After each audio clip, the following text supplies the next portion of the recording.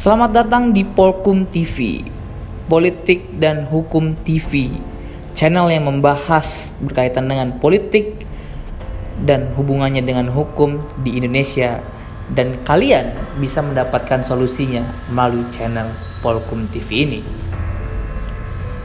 Pada kesempatan kali ini, Polkum TV akan membahas berkaitan dengan adanya larangan anggota ex-HTI dilarang untuk menjadi peserta pemilu pada rancangan undang-undang pemilu. Negeri ini kan negeri berdaulat. Tidak mungkin negeri berdaulat di dalam negeri sendiri. Ada kekuatan-kekuatan, ada gerakan yang anti terhadap ideologi negara. Itu kan nggak pantas, nggak bisa diterima di nalar kita. Ya, akan mengganggu stabilitas keamanan dan kedaulatan politik pun terganggu. Maka itu merupakan sesuatu hal yang harus dilakukan.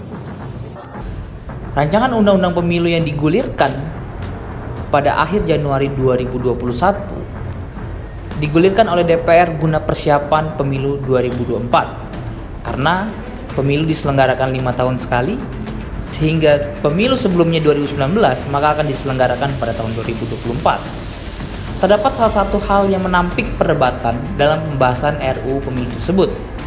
Ialah salah satunya pelarangan keikutsertaan ex anggota HTI untuk pemilu yang akan datang, yaitu 2024.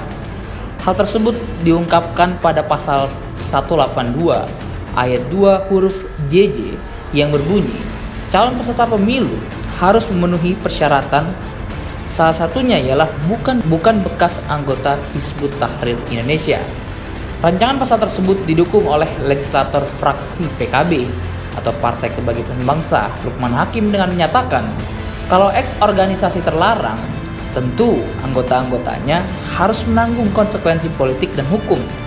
Namun pernyataan tersebut ditanggapi oleh anggota DPR lainnya dari fraksi PDIP atau Partai Demokrasi Indonesia Perjuangan, Yudi Marget. Untuk melarang seseorang ikut dalam kontestasi pemilu, seseorang harus dinyatakan telah dicabut hak politiknya melalui pengadilan atau melalui suatu undang-undang. Namun yang harus difahami adalah berkaitan dengan diskursus ataupun perdebatan terjadi berkaitan dengan HTI, harus dilihat apakah HTI dinyatakan secara terlarang seperti layaknya PKI atau hanya dinyatakan bubar secara administratif. HTI dibubarkan melalui surat keputusan Menteri Hukum dan HAM nomor 30 tahun 2017 tentang pencabutan pengesahan pendirian Badan Hukum HTI sebagai organisasi masyarakat. Berdasarkan instrumen hukum tersebut, yang dibubarkan adalah secara organisasi atau hukum administrasi. Artinya, objek pembubarannya tidak menyasar kepada anggota ex HTI, tapi menyasar kepada HTI sebagai badan hukum organisasi masyarakat dengan dicabutnya status badan hukum, sehingga HTI tidak lagi dapat beroperasi sebagai organisasi masyarakat yang resmi di Indonesia.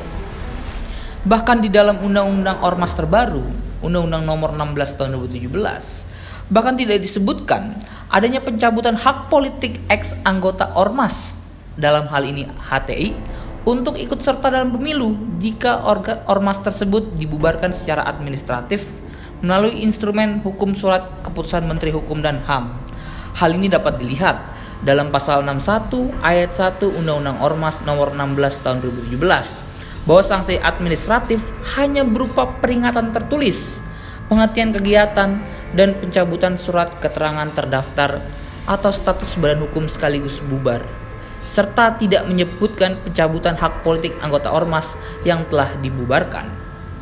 Berdasarkan hal tersebut dapat dilihat bahwa pencabutan HTI sebagai organisasi masyarakat tidak menyasar kepada ex anggota dan tidak mencabut hak politiknya untuk ikut serta dalam pemilu, karena yang dapat mencabut hak politik itu hanyalah pengadilan jika sebagai pidana tambahan.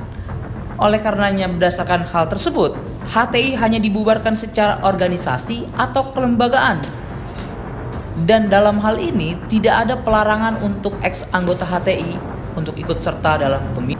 Seseorang yang dapat dicabut hak politiknya adalah ketika seseorang atau ex anggota HTI melakukan tindak pidana yang dihukum lebih dari 5 tahun atau dicabut hak politiknya melalui putusan pengadilan melalui pidana tambahan.